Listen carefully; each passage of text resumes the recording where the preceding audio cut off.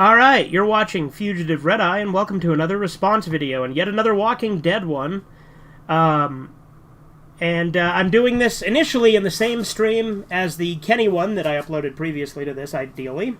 But it's another one about Walking Dead Season 2, and it says that everyone hated it, which... no. Season 3 is the bad one, but let's go.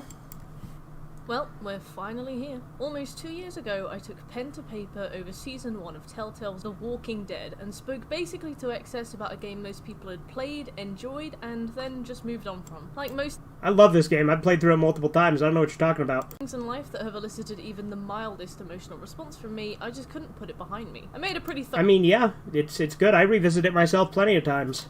Review, I had fun with it, and in the infancy of my channel, no one really got a chance to see it. It was a full 1 year and 11 days before it even hit 100 views, and I mean, that was numbers on my channel back then. I was extremely proud, but I had other stuff to be uploading about, so I decided to wait until the day someone actually asked me to make the part 2 I promised all those decades ago. Jennifer Terry was the commenter who finally got the wheels back in motion, so a big thank you to them. You gonna get into the season already?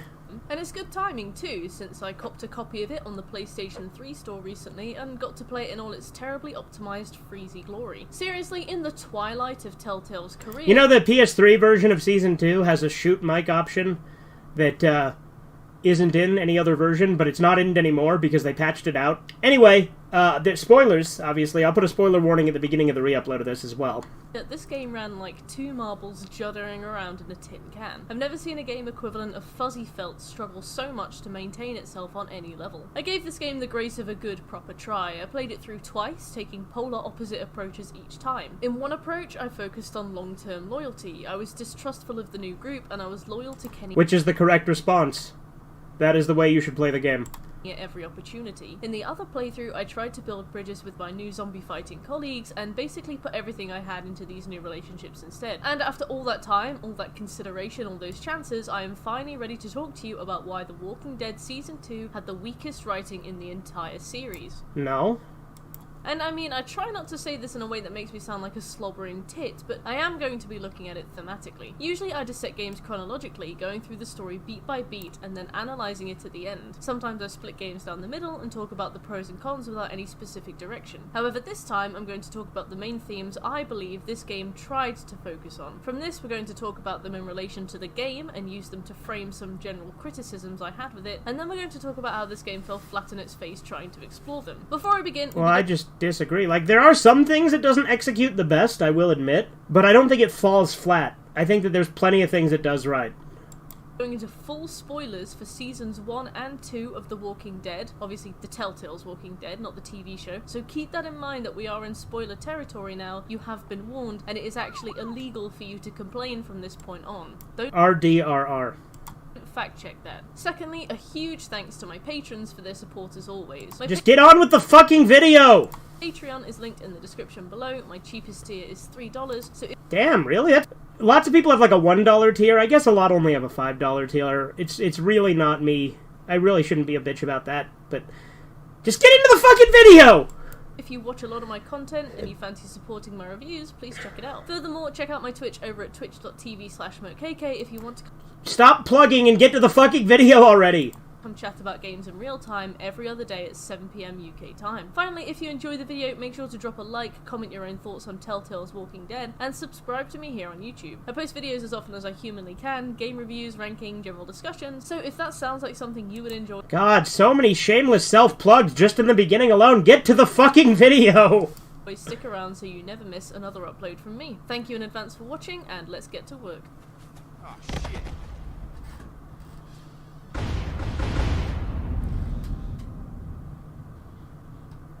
Since I played through this game twice, I sat with Season 2 of The Walking Dead for the better part of 12 hours. 12 hours of my life that are now lost to the swirling abyss of half-arsed button prompts and Fallout 4-esque dialogue options.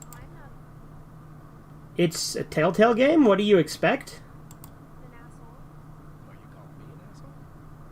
And also, like, the dialogue in the game is great. I don't know what you're on about. Endless mercilessly tortured by 3 different ways of saying yes to something, and then watching Clementine's face glitch into the Shadow Realm. Did you know that you can comfortably fail almost every single QTE in this game and it will just soldier on? In most cases, You die a lot. What are you talking? You can die in a lot of scenarios. What are you talking about? it will just play out exactly as it would anyway because they didn't have time to make many failure states. There's a ton of death areas where you can die. What are you on about? 16 hours, however, I feel like I picked up on 4 of the key themes of this game. 4 key themes that I can imagine were scribbled on a whiteboard in the planning room and circled in time for a hasty 20-minute mind mapping session. These were trust, whether blood is thicker than water, whether people can change, and this one might just be a coincidence brought about by the resource limitations, but predestination and the butterfly effect. But before I focus on any one of these questions, let's quickly sum up the situation. If you've not played Telltale's Walking Dead so far, I recommend checking out my new video from the first game. It will include a description of the story so that you can catch up, general reviews of the gameplay since I won't be covering those again here unless it's relevant, and since a lot of the actual story is relevant in Season 2, we'll be able to look back and pinpoint the exact moment how the Okay, you're plugging some more, just get to it. beloved writers just thought fuck it and stuck another Lee scene in. Besides, I've cried during that season every time I've There's nothing wrong with the Lee scene at the end of Season 2. It's actually really good. What are you talking about?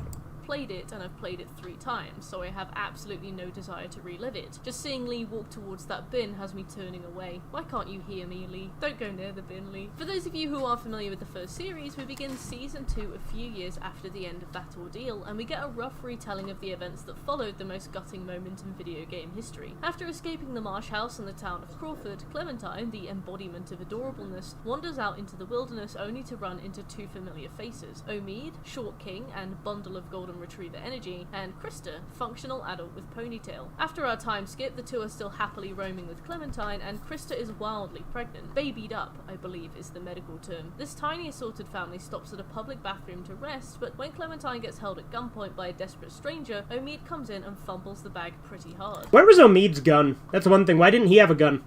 I guess he left it with Krista, but yeah. Gil shoots Omid in the chest and he's dead, and accustomed to doing all of the work in the relationship, Krista walks in and blows a hole in the girl. As Krista I love that she shoots her and you have no choice to stop, because that bitch needed to die. falls to her knees and cries over the cooling body of her dead bedmeat, we are introduced to what will become a recurring happenstance throughout this game and the games beyond. Deaths that are kind of sad, but you can't massively bring yourself to care. Ah well, rest in peace, Omid. We fast forward. Clementine is 11 years Omid's death was sad. He was a good character. old, and Krista is not looking so great. She's no longer pregnant, but she's also not carrying a baby, so She had a miscarriage. It's never confirmed in the game, but actually, the thing is that one of the creators said that she had a miscarriage, but I don't think that's true. I think the baby must have been born and died, because when she thinks AJ's dead, she says not again. Clementine says not again. I guess that could be applied to a miscarriage too. That's fair, I guess. God knows where she last left it. I choose to believe she had it, then it was taken in by a loving family who only No, it died.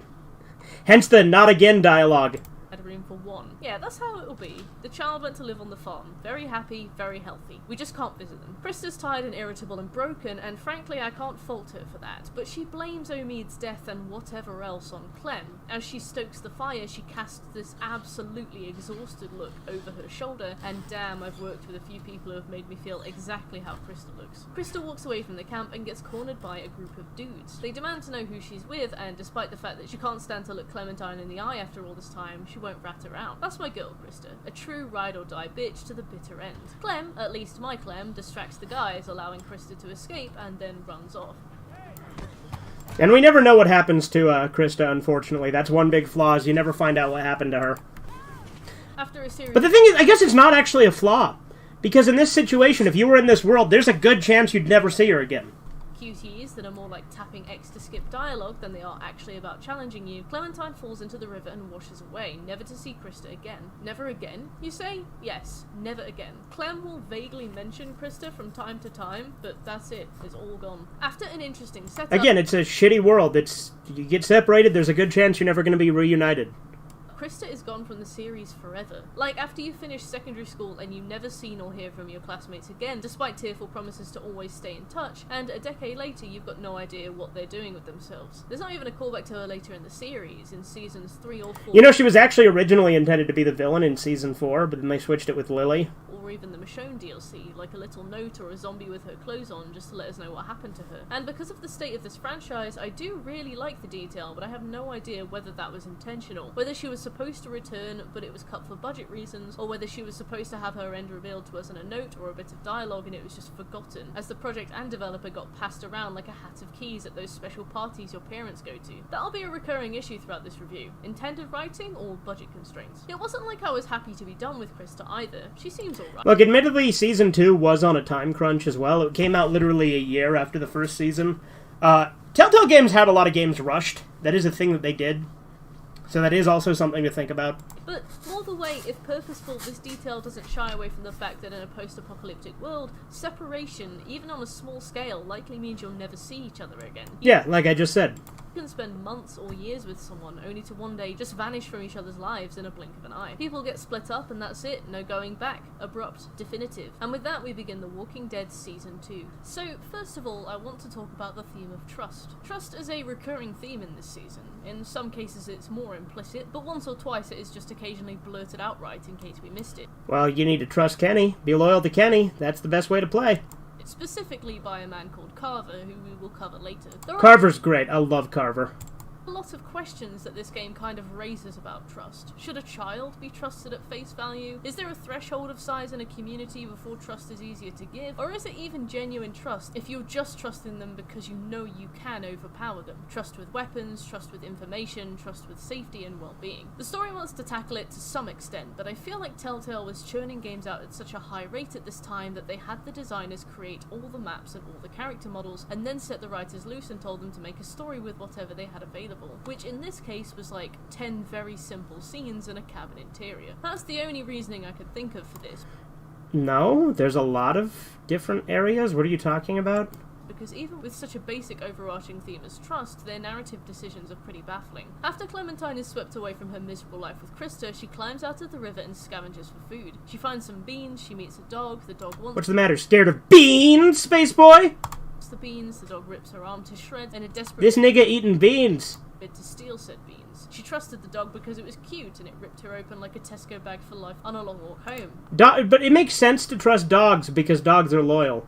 But it also makes sense that the dog would attack because it's starving. So again, and she's a kid, and she's not going to make smart decisions on that. So yeah, that's why she trusted the dog. I don't even like beans, man. The bite gets worse. Clementine is losing blood, she's hungry and tired out in the wilderness. It's only when she collapses that she is suddenly saved by two men she will soon learn are called Lucas and Pete. We'll talk about all the characters... Has Luke ever been referred to as Lucas? I don't know if Luke is short for Lucas. Where are you getting that? In greater deal later, but the situation we're immediately presented with is that in a zombie apocalypse where the rapid acting disease is spread via bites, Clementine has a nasty bite on her arm and these strangers don't know what caused it. Lucas asks us about the bite and no matter... Again, you keep calling him Lucas, but his name is Luke. To what you answer, he blurts out, "And see you sink your teeth into Pete's neck," which starts a long line of dialogue. She keeps calling him Lucas! I'm going insane here! Where only one response was ever recorded to save time, and therefore all of Clementine's possible dialogue options never quite fit the response she gets from the character. All in all, you essentially have two approaches here. You can be open and honest about the bite, or you can try to distract them from it or deflect it. I tried both and the results were exactly the same. No matter how well you talk your way through this, they'll take you back to the house to help you out. As you're approaching the cabin, you're met by your new cast of colourful and diverse characters, only for them to suddenly have you on trial. The group has a fairly understandable reason to not let you in. Yeah, but they're a bunch of dickheads who won't even treat your wound before putting you in the shed. And you've been bitten, and although you insist you were bitten by a dog, no amount of puppy dog eyes or pleading gets you into that house. What do? Lock Clementine up in a bedroom until morning, a cupboard, or even just send her away? No, they take an 11-year-old girl and put her in the shed. They lock her up and tell her that if she survives the night, they will treat her wound. And the ideas of dying of pneumonia after escaping a freezing cold river and walking around in drenched clothes are forgotten about because plot armor, I guess. That is some very soggy plot armor. I felt like in Season 1 they had enough time and resources to at least make you feel like you made a difference. I talk about this in my... Again, I've said this in the Kenny response, which again will be separate from this in the re-upload. The reason your choices feel like they don't matter is because you're a kid and you have way less power. It's a big theme in Season 2, and I actually really like the difference with the fact that you're powerless and ultimately fail no matter what you do. first video quite a lot, but there's a very convincing illusion of choice in Season 1. You might end up in exactly the same place in exactly the same state by the end of that game, but the first time I played, I genuinely assumed I was impacting the direction of the story. It was only on a replay that I realised I wasn't, and it was because of the group and its reaction to you that was tailored to your dialogue and even the story. Yeah, Season 1 does have a better group than Season 2. I've said this before. The choices you made, that every step in that game felt organic. People fall out with you hard when you are honestly just trying to help. People lose hope and feel useless. People looking at you, Larry, just don't really like you for reasons you can't control. In Season 2, you'll say something and get a response back so vague that you know it was intended to cover at least 2 of your options. In Season 1, characters' attitudes will be impacted by Lee's attention to Clementine, his willingness to help around the camp, his charity, his ability to keep zombies away, and even the colour of his skin.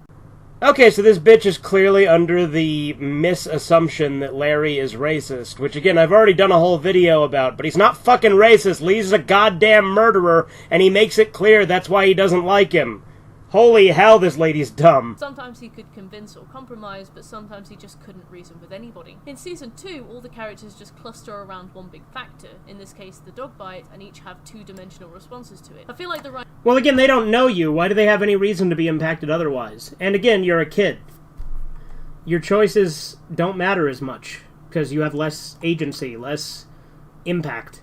Writers put a post-it note on their little whiteboard and wrote, Clementine is bitten when she arrives at the house, and just wrote down the other characters' specific responses to that and how they would feel in that moment, and then worked backwards. Rebecca doesn't want to let you... Look, like I said, I think Season 2 was rushed, so there could be some element of that, but I think a lot of people oversell it because the world as a kid is going to be different than the world as an adult. And I know I keep repeating myself here, but I do think that that is at least partially an intentional choice, that no matter what you do, things will always end up the way they were going to turn out.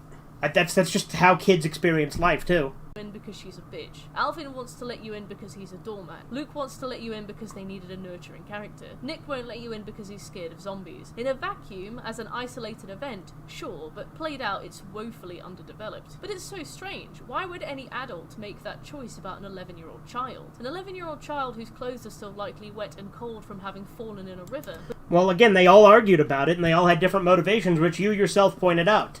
With a bite that won't stop bleeding and will only get worse if not cleaned and treated, without even a change of clothes or any food or water. This whole section made me very puzzled. They natter on about her bite and her becoming a walker, but... Doesn't make me puzzled. What it actually does for me is makes me angry at the other group and only trust Kenny. If she dies from an infected bite, she'll become a walker anyway. One of these people is an actual doctor. Surely he would know that. You know, there's a fan theory that Carlos isn't really a doctor? And it's partially because he couldn't recognize it. Some people think he was full of shit when he said he was a doctor, and that, like, he only did that to add value to himself. It's an interesting fan theory. I don't know if I agree with it, but maybe. You could also argue that the dog bite is so mangled from, like, how torn up it is that it could be indistinguishable without some sort of tool. One woman, Rebecca, fucking hates Clementine for some reason. They made her extra spiteful, I imagine, to serve the purpose of being a stone wall that won't let you into the house. Not out of concern for herself. Look at the way she looks at you. She hates you and there's no way you can reason with her. That's why I love being such a bitch to Rebecca at first, where I'm like, whose baby is it? Even if you have everybody else on side. One of them, a fellow called Nick, is very insistent on just putting Clementine out of her misery. He stands in front of her with a rifle and ends up misfiring out of tense panic, at which point he's shunted out of the way and told to go play with his Lego set. Another guy, Pete, I like Nick. Nick's an underrated character. suggests they cut off Clementine's arm. For a collection of adults, I can understand their concerns, but I have no idea why they can't seem to consider a remotely doable compromise. Sure, they don't want to waste medical supplies on a person who might turn, but this idea is hardly a clever one either. This is where the game really begins that trust narrative, and it makes a big deal of it, and then it fucks it. I feel like the writers needed to make a Well, they don't trust you because they're all worried, and they all have their own reasons for that. Again, I think she's overplaying it. The trust thing is a big thing with, like, loyalty. I'd say loyalty is actually more of a theme than trust, but they kind of go hand in hand, so I can kind of agree. Situation that raised questions about trust, but had so little time to put something together that they just ended up with this. Maybe the house was all mapped and modelled ready and they had to use that scene no matter what, so this moral conundrum just sort of exists and no one in the game acts even... I think that she doesn't give the writers enough credit. Like I said, I think Season 2 is actually really well written. There's a couple of problems with it, and I do think that's partially due to it being rushed, But I ultimately think that Season 2 is really good, and I go back and forth between whether I prefer 1 or 2, because I like the group overall better in 1, but I like Kenny's arc more in 2, and Kenny was my favorite character in each of the seasons too, so that does carry it a lot. But I also like the dark and depressing tone Season 2 has, and the fact that your choices have almost no impact because you're a kid. I actually really like these things, and that's why I think 2 could potentially be better. Like I said, I go back and forth. Slightly relatively, spoiler alert, it is set up for a really, really shit payoff that goes nowhere, but we will get to that in a bit. No matter what you do, What shit payoff is she referring to? how well you word it, how careful you are, you will never be able to sleep in that house. In one playthrough, I was honest and kind and open. I pleaded and was sincere. I got locked in the shed. On another playthrough, I was manipulative and I blackmailed, and I still had no luck. That's not... Again, you're a kid. And I know she can't hear me, and I've just repeated this point multiple times, but that's why I like Season 2, because your choices don't have the impact because you're a kid. Not to mention, this illusion of choice is hardly a Season 2 exclusive. Every season of every Telltale game is like this, where there are certain things that no matter what, always have to go a certain way for the game to progress. Season 2 is its most noticeable, but it's hardly a Season 2 exclusive issue. out of the realm of possibility, really. Like, if there's no trust, there's no trust. But why make me sleep in the shed? Lock me in a bedroom or something. I can only assume this segment was included to force Clementine, both physically and emotionally, outside of the new group, to prevent any actual bonding with any of the group too early. Well, they don't know her, so why would they trust her immediately, too? That's another thing, you know? But why? Firstly, we have Carver. After Clementine's ordeal, she's finally let into the house, and she hangs out there while the team go out. A man arrives called Carver, an extremely forgettable man who seems... No, he isn't! Carver is great! You shut your whore mouth! like a shitter version of that cannibal paedophile from The Last of Us, voiced by Nolan North, who you can definitely hear sounds almost exactly like Nathan Drake and will never not notice now that it's pointed out to you. He's a man Clementine doesn't know, but he knows the group. Carver essentially forces his way into the house asking for information. He says, when you met them, how much did they trust you? If people... Which they didn't, they lock you in a shed. Don't trust you, how can they trust them? Very clever, Telltale? Make the new team No, Carver's great. If there was a side with Carver option, I'd do it in at least one playthrough. And if Kenny wasn't in Season 2 and there was a side with Carver option, I would always side with Carver because Kenny carries Season 2 otherwise. Carver's a great villain, Kenny's a great hero. Really weirdly, obtusely, aggressively distrustful to the point of locking Clementine in a shed, and then have a man show up an hour later to go, notice that lack of trust? Isn't that an interesting way to cast a new light on the people you've met? Isn't that curious? Doesn't it make you think twice about me, this interesting new villain whose name you'll forget the second you do anything else? Doesn't it... No, Carver's great. Shut up. He is not forgettable at all. I don't know why she's going on like this. Carver's great. So with my previous playthrough and my most recent playthrough, the previous one was like right when the game came out, and then the most recent one I played was just this last week. And the thing is I had forgotten a lot of the things about Season 2, but Carver was something I remembered for all those years. Basically 9 years. So Carver has staying power. He is really memorable. You think twice about the people you meet and how they might treat you. I am very clever, and I have creepy background music. Not really, Carver, since this group of people are obviously my new family group, and obviously aren't the bad guys, and you obviously are, you weird snake-eyed shit. Hey, Carver's cool, and he actually makes some good points. Like, I know he's the villain, but his way of thinking makes sense in a post-apocalyptic setting. The whole grey area of trust or be trusted is just totally lost here on a moral conundrum that makes so little sense, no matter the way you look at it. Why would it make little sense? It makes perfect sense. This group doesn't trust you, and Carver's pointing that out. You don't know him either, but doesn't he raise a good point? My second theory is to keep you distant from the team and to keep you from taking too much of a liking to them. As I mentioned before, another huge theme in this game is blood versus water. After episode 1 of this season, we will meet a new group of people, at which point everyone will immediately really like Clem and really want her to like them back. But now... Okay, she keeps saying the blood and water thing, like, she means family, but none of them are actually blood, so it's just a weird choice of words. I know what she means. She's basically talking about the loyalty thing. One would think she could just call it loyalty, but Kenny is the one you gotta be loyal to. Let's be honest. It's the one that makes the most sense. Clementine will be forced to make completely binary choices between supporting one or the other. Maybe the writers were worried that we'd get too attached to the first team if they had a running start, so they crowbarred in some distance. The team get back... I don't think so. I mean, I still like Luke. Luke's great. He's weak. He's not as good of a leader as Kenny, or even Carver for that matter. Carver and Kenny are the two best leaders in Season 2. And Carver obviously does a lot more, evil things. But again, it makes sense. Like, you can understand it making sense practically in a world like that. Luke isn't willing to make tough decisions, and abandons his post watching for walkers so that he can go get laid. But Luke is still a good character, and I still like him. I also like Nick. Like I said, I think Nick is underrated. Nick is interesting because you do feel sympathy for him, especially when he tells you about how he had to kill his mom. I like Nick. And I like Pete, too. Pete was one of the ones who was nice to you. Same with Alvin. And Alvin has a pretty cool standoff, like sacrificing himself in Carver's compound if you manage to keep him alive in episode 2. And quiz you about Carver's appearance and ask you how he got into the house. And the game doesn't let you say you guys left the front door unlocked so he just walked into the house without knocking. And they all blow up at you and you just have to stand there and take it. You can say that, though. You say he walks in. I guess you can't, directly blame them for it, but you can say I didn't open the door. You're not allowed to explain what actually happened, so they assume you're... You kind of do, though. What are you talking about? You're a prime snitch, and you get told off for it, but you don't feel guilty, but the game won't let you communicate, and you don't feel frustrated because they do give you a chance to speak, but the game won't let you make any use of it. Clementine, an 11-year-old, is an insanely mature and articulate person when the game needs her to be, but she's got all the charisma of Katie Hopkins when the game needs people to... She's a kid. They're not going to listen to a kid. It makes sense.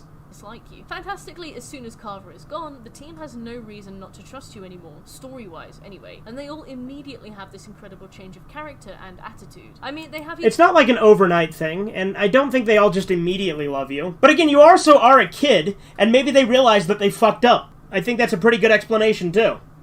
Even less reason to trust you now, surely, but no. Now that the antagonist has walked in, said some shit that's supposed to be divisive, and then just walked out again, the team is cool with you. Rebecca especially before... Okay, she's saying overnight in this case. Yeah, I thought she was saying in the later episodes. But again, you're a kid, and they have no reason, because they know it's not a zombie bite. And they know that Carver's looking for him. They have no reason to leave you there anymore, because they're like, you know what, we fucked up, we made an error in judgment. There's no reason for us to continue being bad to this kid. A Resident Evil style quick turn and suddenly starts talking about how much you try and how proud she is of you. I think with Rebecca, I think a lot of people overlook this. I think she's compensating for how much of a bitch she was to you at the start. I think the reason that she becomes so nice to you is she's trying to compensate for it because she feels guilty about how much of a cunt she was at first. I think people overlook that. Hours ago she was telling us to get the fuck out and die alone in the wilderness, and now she's taking us under her wing. Again, I think it's because of guilt. And I think the only reason that she was such a bitch before is because she was concerned about the baby. And she realizes she made a mistake, and that's why she tries to rectify by overcompensating by being super nice. Like a baby bird. This really is a core issue with a ton of the characters in this game. Aspects of the story are picked up and abandoned exactly as and when they're needed. As soon as Rebecca's spitefulness is no longer needed to keep you out of the house, she suddenly has a cataclysmic change of character. Again, I already explained why, but I think it's because of guilt. There are a few instances of this throughout the game that we'll cover in time, but long story short, it gets really old. All of a sudden, Clementine is absolutely hoisted into the role of the right-hand man. Luke has her climbing structures to do some recon for them. Rebecca's confiding her child's true paternity in her. Clem is being... Well, to be fair, though, it's because you asked her about it before, presumably. Sent out ahead of the group to scout out the way ahead or fetch food from abandoned buildings while the team rests. She's rewiring wind turbines, sharing bad news with bereaved men, and calling the shots when a strange ginger woman rocks up to ask for food. Fuck Bonnie. And she doesn't really call the shots. You say she's calling the shots, but really, Walter doesn't listen to you. Walter always gives Bonnie the food, regardless. They won't shoot a little girl, Luke says smugly, before having Clementine do the talking in an isolated interaction with a stranger. Again, it kind of makes sense. I don't know why you're making such a deal about it. I think it makes sense. Sure thing, Telltale. Definitely an idea your wider audience could not only get behind, but do themselves in a similar situation. Definitely. Not so... It's a fucking zombie apocalypse, and it kind of makes sense, because... You know, most people wouldn't just shoot a kid. I mean, it is also a zombie apocalypse, so maybe it's not the soundest of logic. But I kind of understand why Luke would think that. At all. Like, we have to understand, Clementine is 11 years old. Do you remember being 11? I was 11 once and I was a bright kid, but I definitely wasn't handling diplomatic relations with rivals. Well, she had to grow up a lot quicker. It's a harsh world. And like I said, I do think it is a little crazy how the game puts everything on your shoulders, but you're also the playable character, so, you know, I get why they did it, too. gangs in my tiny childhood town of Hucknall, I was sitting in my pajamas playing Spyro the Dragon while my 6-year-old brother wiped his nose on me. And these are an established group of adults of all sorts of backgrounds, professions, and consistently awful... And to be fair, like I said, most of the choices, your input matters very little. ...posture who already know each other, in some cases very well, who immediately just deviate to doing whatever Clementine wants, to the point where they... Not true. That's not true at all. ...nominate her to be responsible for their food, be a conduit between them and potential allies. Responsible for their food? What are they talking about? Is she talking about when you go into the house and look for food? Because she's not, like, responsible for their food. What are you talking about? And puts herself in the path of danger for them. Clementine speaks like an adult, she's extremely articulate. Again, she had to grow up fast, it's a harsh world. Far too articulate for her age. I disagree. Take any disagreements on that. It definitely could be... Well, you should, because it's a harsh world. She had to grow up fast. You're wrong. Be a result of being with Krista for the better part of 2 years. Maybe, you know what, maybe it's just the writers needing a main character that performs certain things and just having to settle for Clementine, and therefore making her extremely adult-minded. Either way, this... It's a harsh world. She had to grow up quick. I know I keep saying that, but goddamn. Some interesting potential to talk about trust in an apocalypse, but it was neglected harder than a middle child here. Blood is thicker than... Ha ha ha ha ha ha. Water is an adage that is used by people to suggest that blood, i.e. the blood shared between family, is thicker than water, which in this instance refers to the bond you share with friends, associates, colleagues, whatever. Before you say yes, it is actually completely misquoted. The full quote is, blood of the coven is thicker than water of the womb, meaning the blood ties between the coven, the people we associate with, is thicker than the water of the womb, i.e. I did not know that. The people you're associated with just because they're family. As the story drags itself kicking, screaming, and crying into episode 2, Clementine and her new family leave their cabin and head off into the woods. Carver's spooked them and they need to find somewhere new to stay, so they set their sights on the north and head off into the forest. Their walk takes 5 days, culminating in them meeting a friendly man on the bridge who Nick shoots, thank you Nick, you fucking idiot, and eventually a beautiful... Yeah, Nick makes a mistake there. Again, that's why I like Nick though, because he's hot-headed, you know, not very smart sometimes, and makes bad decisions. I wish they did a little more with him. I think that he gets way more hate than he deserves as a character. Matthew here obviously doesn't really matter. And maybe it's God's way of punishing Walter! Ski lodge lit up like a Christmas tree with huge windows and open curtains. I'm sure that won't be a problem, boys. It's here that we meet Kenny. Surprise, he didn't die in the first game, he's here. And this is where the game goes, hey, remember Kenny? He's your family, your group, they're your friends. Time to pick one, because they're going to hate each other for no good reason until you do. No, that's massively oversimplifying it. Kenny has the most sound decisions, but it is realistic that they would be people at odds with him. It drives me nuts sometimes how at odds those people are, but it's not bad writing, it makes sense. Kenny's easily the most sensible character, and he's the one that you should be loyal to. But again, I think you're drastically oversimplifying this. Although none of Clementine's actual family are alive anymore, this game definitely creates a conflict between Clementine's old life, represented by Kenny, Krista, and Lee, and Clementine's new life, represented by Lucas and the gang, and a few people we'll meet later. There's a conflict between the loyalty you have to Kenny, who immediately hates and is actively aggressive towards your new companions, and... I don't think that's entirely true! He welcomes them in! As long as you vouch for them, he'll welcome them in. Even if you don't vouch for him, he'll welcome them in. So, I just think you're wrong on that. He's not immediately hostile. Like, he's still Kenny. He's still hot-headed and stubborn. But he's not immediately hostile. What are you talking about? The new people in your life who could represent an entire fresh start for Clementine. So there were a few key players here, 2 ghosts of zombie past and 2 ghosts of zombie future. The first is Lee, strangely. Lee has been dead for the better part of 2 years, yes, I did warn you of spoilers, but the series never really lets him go. Well, of course they don't, he's a great character! Though. So it would be hypocritical for me to mock Telltale for it when I burst into uncontrollable sobbing whenever I hear Lee's voice actor speak in any other game I've seen him in. For all intents and purposes, he is the Joel Miller of flesh-eating zombie apocalypses, a father figure who takes an orphan girl under his wing, travelling across states, guiding her past the worst of humanity, and building an incredible bond. I don't know what it is about father figures, but they really do thrive beyond the collapse of society. Anyway, Lee dies after a successful rescue attempt when Clementine is nabbed by some weirdo, and she carries a lot of the blame. It's a little bit of an oversimplification, too. Yes, he is some weirdo, but he also completely lost his shit because you took stuff from him, not knowing you stole his stuff and basically indirectly caused the death of his family.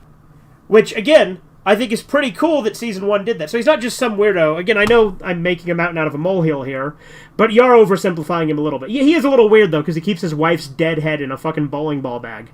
With her. She really misses Lee. Even at the start of this season, she cracks open her bag to find a photo of him, but also a drawing done by Duck of Kenny and his family. Lee is martyred in a lot of ways by this game, which will make sense if you've played him as a benevolent father figure, but if you played him as a bloodthirsty arsehole in Season 1, it will definitely come off a bit strange when he starts sharing these hushed words of wisdom, and everybody reveredly talks about what a gentle and measured man he was. This game introduces these quiet little... Well, no matter how much of a piece of shit you are in the first game, Lee is too nice to fully let you be a piece of shit, so it's understandable why people would respect him no matter what way you play it.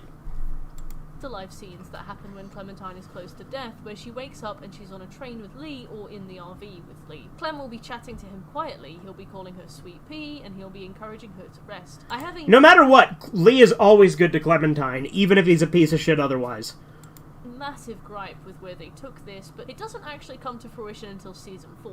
For now, it's great. Either way, Lee is our weird Christ figure. He died for our sins, infinitely loving and patient, martyred in death, so on and so forth, and he is the crux of the connection shared between Clementine and Kenny. He represents who they were back when the outbreak happened, he's like an inside joke, he strengthens their bond exclusively just by being mentioned, and no one outside of Clem and Kenny understand, which keeps her new family, Lucas included, at bay. Again, his name is Luke! Why do you keep calling him Lucas? Lucas is a really interesting one. In many ways, he is Lee's parallel, except where Lee found Clementine as a terrified and helpless 9-year-old, Lucas has found Clementine as a more capable, hardened 11-year-old. The context is different, and she doesn't... And like I said, Luke is one of the new group I actually like.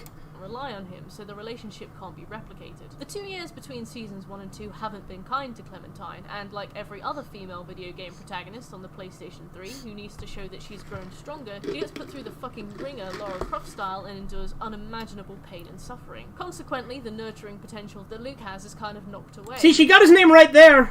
Doesn't really have the right to tell Clementine what to do, especially after locking her out of the house after the dog bite, and they're not close enough for her to feel loyal towards him to any extent. In turn, his own allegiances are towards his existing friends, and he never really closes the distance between them. I feel like with the right writing and the proper consideration, he could have become this big brother figure for Clementine, like I feel Javier became for her in Season 3, but the game... Don't you dare praise Season 3 over Season 2. Fuck Season 3. Again, since then, I actually have played Seasons 3 and 4, and I actually liked Season 3 way more than I thought I would.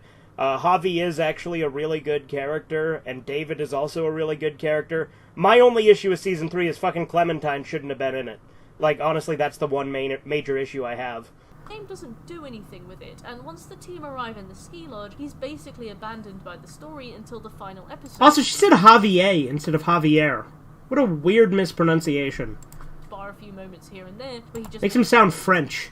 Makes some blank comments. It was so bad actually that I remember on my first playthrough I assumed that he was supposed to die during the ski lodge attack. The Walking Dead has this fantastic marked for death thing that it does with characters that can die throughout the series. The character will have a lot to say, a lot of relevance to the story, and then they will evade death because of a choice you made, and since they could have died there in that moment, the game can't have them do or say anything important from now on, because the paths they've made will branch too far. It's not just Walking Dead, that's Telltale in general. And it's too difficult to account for anymore. As a result, they get this marked for death halo, where they just sit back and barely speak and no longer contribute to any of the plot, and then just die later in a way that you can't prevent instead. I think the most egregious of this is Sarah, but anyway. This game in particular, it will be like 30 minutes after you've saved them the first time. That's literally just Sarah.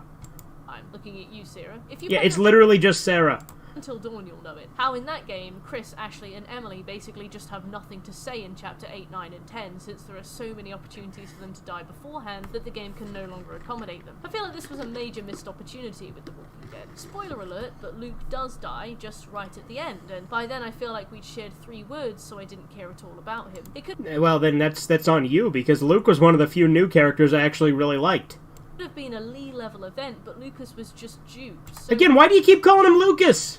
Hard by this title. I will admit his death is a little cheap, but again, that's also how death is. Death is cheap and arbitrary, so again, it also is kind of cool that it's realistic in that respect. That he became one of the biggest examples of wasted potential I've ever seen. Sure, they could have done more with him. I'm not going to deny that, but I think they did fine with him. how it is with Lucas, and I assumed it was because he had missed a chance to die and consequently would be on his way out shortly, but it was actually because the writing just didn't need him anymore, and just had Clementine wholeheartedly look to Kenny instead for guidance. As she should. Kenny's the best boy. Speaking of Kenny, Kenny is the second reflection of Clementine's past. Kenny's an interesting guy. As soon as he meets Clementine and her team, he immediately hates them. Not true. Like, they make him hate them. Because they also like, the thing is, they're argumentative with him too. Like, they butt heads because both sides seem to be pretty stubborn. Sit with them, it just happens that Kenny's right most of the time because these people are often willing to submit and just give up. Talk to them without openly mocking them, he won't listen to them, he won't trust them. He's always a little bit snarky. That's Kenny. Treats them like their entire group treats Clementine on first meeting her. It's not... That's such an exaggeration. You're just wrong. Outside of his character, he's quite a brisk, hostile man in many ways. He only respects people once they've proven themselves to him. He doesn't like to get close to new people, and most importantly, he only respects people who respect his authority. A new group with their own leadership threatens that, so naturally he's hostile to them in a way so childish that I actually felt awkward. That's just not true. He only becomes hostile when they start arguing and also just wanting to give up. It's really not until episode 3 that you see him really butt heads. Like, he butts heads a little bit when they first talk at dinner. But in episode 3, when they're in the car, like, all like, cuffed and stuff in the back of the van, Kenny's the only one who's willing to try and escape at first. Everyone else just is like, yep, I guess we're gonna be slaves to Carver now. Yep, let's deal with that. Kenny's the only one who's like, fuck that, I won't be a slave. Reasonably well written at the start of this, before he needs to take action in any way or make any decisions. Clementine pops up onto the scene and all his memories come flooding back, and he slips up and he calls her Duck. You can see the two of them kind of respond to it. It's bittersweet, and this brief moment of vulnerability really works with Kenny. He's probably the most nuanced character in the game, at least in episode. Well, at least she can acknowledge that. Too. I like the way he talks about his son especially. All he'd do was run in circles. Couldn't stop him. I'll be honest, as the season went on, I was not a huge fan of Kenny. Well, then you're just dumb. See him lose his temper at both his temper's justified most of the time. Partners, basically without warning. There's a good reason for it. All of them are just willing to sit back and just be like, yep, we're slaves to Carver. I know I keep bringing up this one point, but that's a large part of it, is he will not be anyone's bitch. See him snap and beat the shit out of people. Like Arvo, who had it coming because Arvo's a fucking piece of shit? A fucking commie piece of shit? Immediately dislikes anybody he meets to the point of being hostile and aggressive with them. I think there's a lot of grace Kenny gets from people who've played the games because he's nice to Clementine, but he's a loose cannon and a ticking time bomb. As the season goes on, he becomes more and more unhinged, which... All of the times he snaps are justified except for the one after Sarita's death. Every single other time is justified. Isn't outside the realms of possibility, but the game still really wants you to like him and back him. He starts to get physically aggressive with almost everyone, snapping horribly at people and screaming at them, but the game's... He only gets physically aggressive with a few people. What are you talking about? Like, there's Arvo. You get a little physically aggressive with Mike back there. But most of the time, you don't see him physically beat on people. It's mostly Arvo. Still shoehorns you into going along with him long after he's past the point of being unsafe to be near. From what I... Unsafe, yeah. You know, the one who actually wants to keep moving on and take action. Somehow that's unsafe. Whereas submitting and giving up, I guess that's what you think is the right choice. See, he goes easy on Clementine for 2 reasons. 1, she's like his little girl, and 2, there are other people to beat up and scream at when things go wrong. When I brought this up on stream all those years ago, I remember people being like, he'd never be abusive to Clementine, she's his baby, he'd hit anyone but her. And I do think that's the biggest misconception about... That is not a misconception. Like, literally, in Season 3, if he survives, or if you go with him, he dies protecting her. After 2 years of being with her between Seasons 2 and 3. Protecting the kids is the one thing he cared about. That's why he's willing to let them go into Wellington without him.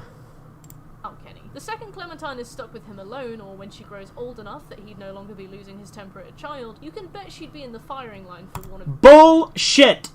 ...his fits of rage. Spending time with Kenny is like walking on eggshells every second. Shut the fuck up! No, it isn't! He values unquestioning loyalty, but even then he will... It's in Season 1, especially, yeah. Again, you can argue with him plenty of times in Season 2 and he doesn't care. He'll lose his temper at anyone over the most minor shit. You think having his eye bashed out is minor shit? Because that's what the visual you're showing me here gives me. Him beating the shit out of Carver to death is absolutely justified and is super cathartic, and I love watching it. What's more is that if you disagree with him, you've got a pretty fair chance he'll lose his temper at you. He's the kind of person you can be careful and patient. He loses his temper at you all of once. patient with, compromising on everything, and you will still be giving ground on everything you care about until you are just nodding your head at everything he says. And then it will still be your fault when something goes wrong. Like, in one instance! Jesus Christ! Everyone sees that one scene where he gets mad at you and thinks it's his entire fucking character! Kenny is a reflection of who Clementine arguably used to be. She's definitely more childlike around Lee and Kenny, which isn't a problem, obviously. She's 11. She returns to that place of vulnerability and trusts them unconditionally for better or worse. It's a shame because Lucas really could have been a parallel to Lee, but the game can't get past Kenny. Kenny is a Father Lee figure, kind of, but he's erratic, hot-tempered, and flat-out dangerous. He's only dangerous to the people who are a threat to him and the people he cares about. Clementine can never comfortably become close to him. The game bullshit! Constantly pits them against one another, Lucas and Kenny. Like, what? Oh, Luke and Kenny, you mean? Yeah, no, it pits them. That's the thing, is it was originally supposed to be Luke and Kenny. Like, the scene where he stabs Jane, you know that was supposed to be Luke, originally? But the payoff always ends up with Kenny, as Lucas is just pushed further and again, she keeps calling him Lucas. I know I keep obsessing over it, but Jesus Christ! Further out of the central group of characters. There's one point where both Luke and Kenny shout at you to sit and eat dinner with them. You can't say to Luke, oh, sorry, I just want to catch up with Kenny tonight, or sorry, Kenny, I'd like to chat to my new friends, but I'll come and say hello afterwards, or suggest the two of them even sit together. You'll pick one side and Clementine will coldly ignore the other and go and sit with her chosen side. And sitting with Kenny is the correct option. There's no opportunity for damage control, and it makes you feel like a dick. It feels like the game. And you know what, though? Kenny even takes it a super mature way. Because in episode 5, when you're sitting in the truck and talking about it, Kenny will bring up who you sat with at dinner. And he's super cool about who you sit with no matter what. Because when he says that when he saw you sit with the other group instead of him, he saw that you had grown and become your own independent person. Like, he's actually proud of you, regardless. Which, again, is another example of why he doesn't just like unquestioning loyalty. The game is really trying to get you to pick a side in a battle that doesn't need to be fought. Our final person of relevance is a young woman called Jane. Dumb bitch is what she is. Jane arrives into our story a little bit on the back foot. Half of the members of the cabin were never even properly characterized, despite being introduced in episode 1, so there is sparse hope for this woman entering the story at the halfway point. The game Jane is a pretentious fuck who thinks that she's able to show you a bunch of valuable shit that she doesn't because it's all common sense, and then she manipulates you constantly and tries to get you to turn on Kenny because she wants control over you. Well, it can with her, to be fair. She is cold but straightforward, logical, resourceful, and most importantly, absolutely lovely with Clementine. She's an amazing... No, not really. She wants control. Like, she claims that Kenny wants people who, like, agree with him all the time and, like, shit like that. And people think that Kenny is manipulative like dumb people do. Jane is so much more manipulative than Kenny. That is all she constantly does when she talks to you, is try to turn you against Kenny for literally no reason. Amazing role model for Clem. She teaches her useful... She is not an amazing role model. Skills, helps the useful survival skills she teaches you is shit you already knew. Solve problems and confides in her in a way that makes Clem see her as a big sister. And she is bullshit. A big sister. She's great. She's no, she isn't. To get close to Clementine, having had a younger sister who gave up during the early days of the outbreak, but once she figures out Clem isn't going anywhere, she softens up and supports her. Another point this chick seems to keep forgetting is that Jane doesn't want to be with a group. Jane is a loner who's only out for herself. She literally wants to just leave a baby to die because it's inconvenient. That's later. And, like, she literally abandoned her family, her previous group, because they were fucking inconvenient to her. Jane is a piece of shit. Jane just wants control over her. The reason that Jane wants control over her, too, is because she feels guilty for her sister's death, so she wants to make up for it by making Clementine that surrogate. And so she has to control Clementine to try and get her to be like her little sister. And then in Season 3, which, again, I don't typically like to acknowledge, she literally just kills herself and just leaves Clementine and AJ. Like, not that long after they decide to leave together. It's fucking stupid. And not just herself, but her baby she was pregnant with, which, by the way, is the reason she did it in the first place, because she didn't want the baby. It's the ideal person for Clementine at this stage in her life. No, she isn't. Kenny is. Or she would be, however, unfortunately, if she wasn't a mirror to Kenny. As with Lucas and Lee, we now have Kenny and Jane. Now, it's not so much an issue with the characters themselves, but the game really wants you to support Kenny. Despite his... As you should! Jane is... It's funny, because she says the game really wants you to support Kenny, whereas the other guy that I responded to says that the game really wants you to support Jane. So these people criticizing it really don't know. They can't decide. I think that is proof that the game is somewhat nuanced in that regard. self-destructive tendencies and his increasingly worrying explosions of rage, the game has you siding with him again and again, Because he's right. even when the other characters you're with abandon you out of fear. Yeah, because they're a bunch of fucking cowards. And they're willing, like Mike and Bonnie, are willing to steal all of your supplies and leave a little girl and a baby to die because they want to get away from a mean man. Fuck them.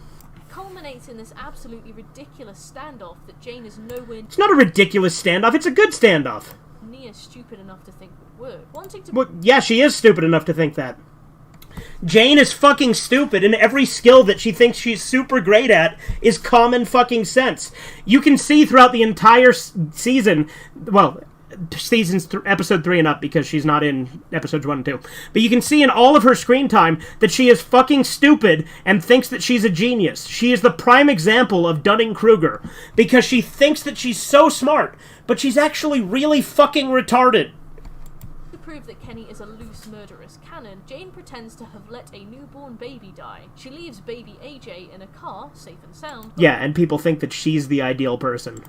Which, by the way, it's perfectly reasonable to believe that she did kill the baby because she didn't want him in the first place to be there. She talks multiple times about how you should leave him, and how he's unsafe, and how he's a danger, so it's perfectly reasonable to believe that she actually killed him. Returns to Kenny and Clementine saying she simply doesn't know where he is. Yeah, fuck it. No, she doesn't. She said it was an accident. She implies that he's dead. She says, oh no, it was an accident. Lost the baby. Kenny goes nuts on her and actually does attack her. As he should. Fuck this bitch. Grabs a knife and shoves it into her chest, and if you don't stop him, he kills her then and there. I don't understand what Jane's logic was, and the game never explains it. It's because Jane is stupid and manipulative, and she has always been stupid and manipulative. She's characterized as a very clever, careful, and... No, she's not, though! She's characterized as someone who thinks she's clever, but she is never shown to be genuinely clever. Everything she does is fucking stupid, except for saving you that one time. Cautious person who just leaves situations when she's unhappy. She doesn't start fights. There were plenty of opportunities... She wanted to leave Sarah to die for no good reason. She didn't even want you to try and save her. Jane is fucking stupid and self-centered, and not even a good kind of selfish. She is completely heartless. To prove Kenny's gone off the deep end too, but I feel like the writers needed a big fight at the end and moment of panic, and this was the one they chose. I think it works really well. So they picked the fight first and worked backwards from it. Jane and Kenny fight. Okay, but Jane isn't the kind of person to fight, so they now... No, that's not true. She's just not willing to fight for other people most of the time. But when she meets Clementine, she sees as someone to make up for the fact that her own sister died, so she needs to manipulate Clementine into being that sister. And this is the ultimate way to try and do that. Now had to work backwards and find a reason why Kenny would attack her without her attacking him first. But since the game really likes Kenny and wants you to like him too, they had to find a reason that people would agree with and would also make the average player murderously angry. Yeah, because she's a fucking crazy bitch. Baby left in the snow is with her own agenda, like Kenny even points out. Everything Kenny says about her in the end is correct when he says that she was nuts and had her own agenda. That's all true. Very good reason for somebody to absolutely flip their lid. So they worked backwards from there and shoehorned it in despite Jane not Again, I just disagree. Even remotely... You just didn't get it. You just didn't get the writing. That's why you're criticizing it. Because you didn't get it. Being the kind of person to do something like that, just to manufacture this horrible final fight. In the final moments of the game, you can choose to kill Kenny or kill Jane, and while Jane will die if you simply neglect one QTE, Kenny needs to be actively sabotaged multiple times for him to die. No, he doesn't. You just shoot him once. What are you talking about? You don't have to intervene any of the things. The only time he can kill her is in this final standoff. That one QuickTime event is the only one. And Kenny, you can only kill once with that same QuickTime event. So you're just wrong. You could just let them fight without getting involved, and it always ends up with him about to stab her. Now, granted, you can always help Jane, and it still ends up like this, or you can do what I did and always help Kenny, and it ends up like this. Like, I'm talking about helping them in the fight itself. Like, pulling the other one off of them and stuff like that. It always ends up like this. So for her to say that somehow that Kenny gets more leeway is bullshit. It's exactly the same. I don't think that it's it's a man versus woman strength thing, there are a few moments where Jane has the upper hand and could kill him. I think it is the game trying to encourage us and remind us, you know, you've got a soft spot for Kenny, stay loyal to him, despite the fact that Jane is a better role model. No, she isn't! She's awful! She is the worst role model in the game! What are you talking about? For Clementine. When Jane dies, she just dies, without a word. When Kenny dies, he goes on a 3-minute speech and dies with a smile and a tear on his face. Yeah, I know. His death is really good in Season 2. Even though I refuse to do it, I did do it once on my first playthrough by accident because I hit the wrong button. But, it just shows that he's a better character. Because he genuinely cares about what's best for you, and him seeing you shoot him, he thinks, you know what, maybe you're right.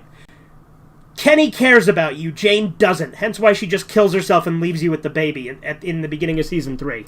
He was a softie all along or something? I don't know. This brings us to another theme that's explored by Season 2. Can people change? As with basically everything this game poses, we really just do not know whether it ended up how it did because of budget limitations or because it was genuinely intentional. And if it was intentional, what the fuck? And why? Who did this? Because now we're going to talk about Nick and Sarah. Sarah was a shame. Sarah is a... I wish that Sarah had more, like, you teaching her how to shoot and stuff like that. I wish that had more impact, I'll give you that. A lot like Clementine in many ways. She's a young girl with a single father getting by in a zombie apocalypse. However, she's the opposite to Clementine in other ways. While Clementine is a rugged girl who's lived rough for the better part of 2 years, Sarah is an extremely sheltered girl whose dad won't let her learn how to use weapons. Yeah, Carlos is a terrible father. Even really see danger on any level. Sarah's written to be a bit of an oddball, a bit whimsical and silly, but to the point where she's stupid and extremely ignorant. I feel like this game wants you to pity her, and I also feel like this game doesn't really respect her. With Ben in Season 1, his slow descent into hopelessness is very carefully crafted, and when he dies it's a bitter, bitter shame. But with Sarah, she is just hopeless, and the game will not let you save her. It takes a fuck off then attitude towards her, and if you save her life, she'll randomly die a few minutes later. I feel like the game hates her. Clem looks at her from the start like she has zero respect for her, like Sarah gives her a bad taste in her mouth. You're encouraged to lie to Sarah to get what you want, and many of Clem's dialogue options... You're not necessarily encouraged to do that. Again, there is choices given. ...be unnecessarily rude. Sarah has promise. She wants to learn how to defend herself, and she takes the news of tragedy very well. But she is stupid and gets herself killed, regardless. Again, I think that it is a little bullshit that she's killed pretty quickly after you save her. But again, it's also a zombie apocalypse, so it's like, death is death. Death is very likely. Responds well to honesty and wants to learn and be helpful, but no matter how much you teach her, help her and guide her, she will die in a way I found very frustrating. There's a point late in the game where she becomes catatonic with fear and sits on the floor of a caravan as zombies are crashing in. She's just lost her dad in a horrifying, gruesome way. You can save her here, and first time through the game I did save her. I yanked her out and took her to the camp with me, only for her to walk on some decking 10 minutes later and have it snap under her, dropping her down into a horde of zombies. It felt like a weird tug of war I had with the game. In Season 1, Ben gives up. He's not interested in trying anymore, and you can let him go, but either way he wants to die. If you force him to live after he begs you to let him die, he will die. So it's kind of a tug of war between you and Ben. It's not a tug of war between you and the game. With Sarah, I felt like the game wanted her to die so badly that no matter what I did, suddenly there'd be this final destination coincidence and some random assortment of connected events would suddenly trigger and she'd fall into a wood chipper or something. The game did not want her to live. Sarah... Like I said, I will admit Sarah's death was not handled the best. But again, death is arbitrary and doesn't... you can't plan for death. Death just happens, which I think is more realistic.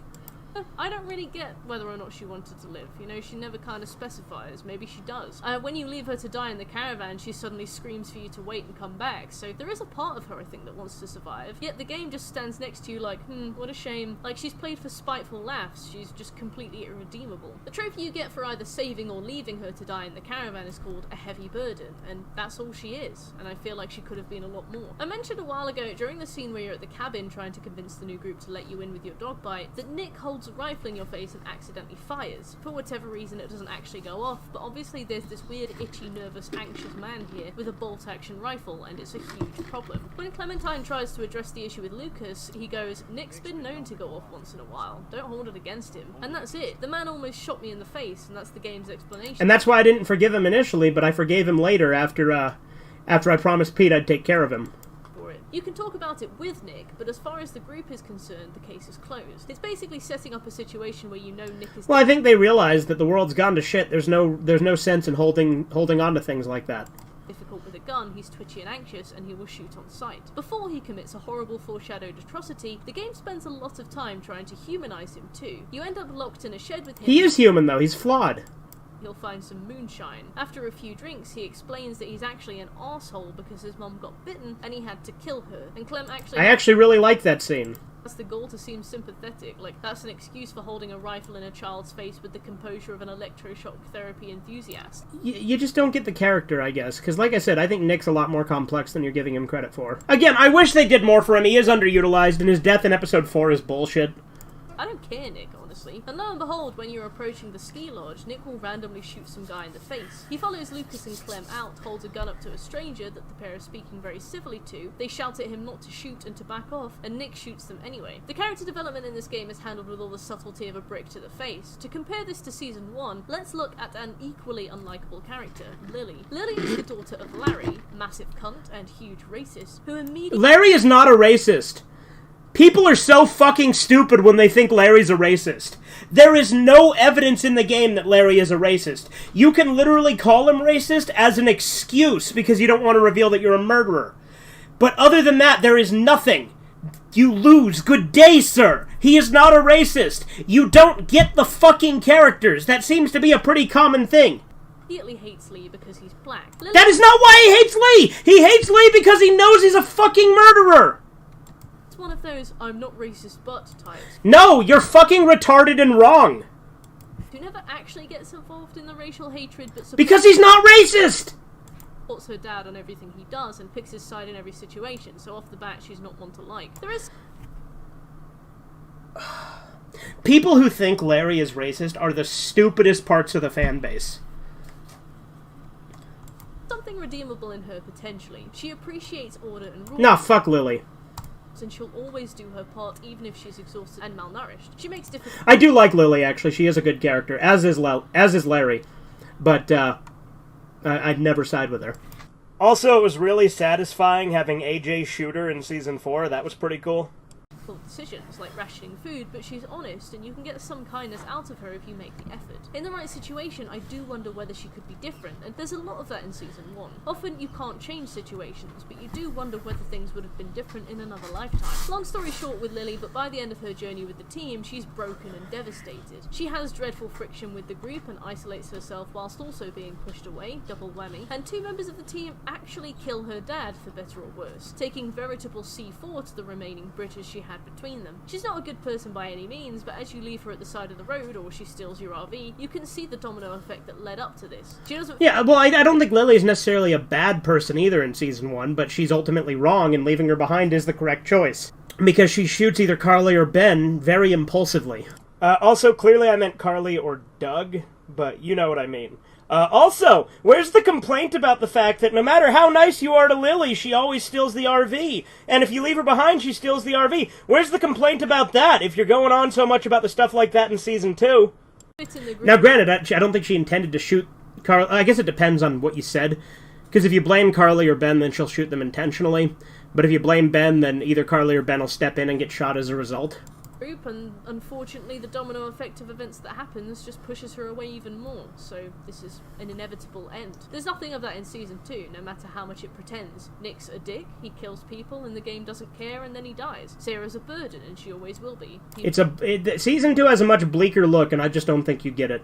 People don't change. My final point on this game is more of a general one. This is either the most secretly clever thing this team have ever done, or it's a direct result of piss-poor planning, management, and funding for this absolutely exhausted development team, and it's the concept of the butterfly effect. Butterflies are a pretty half-assed symbolism in this game. You'll see them a couple of times. There's one on a music disc you find in the ski lodge, there's one on the tree that Sarah stops to pee behind after the events of the ski lodge, but it's never really suggested or discussed in any depth by the game. What it does imply, however, is that every event is a reaction to whatever happened previously.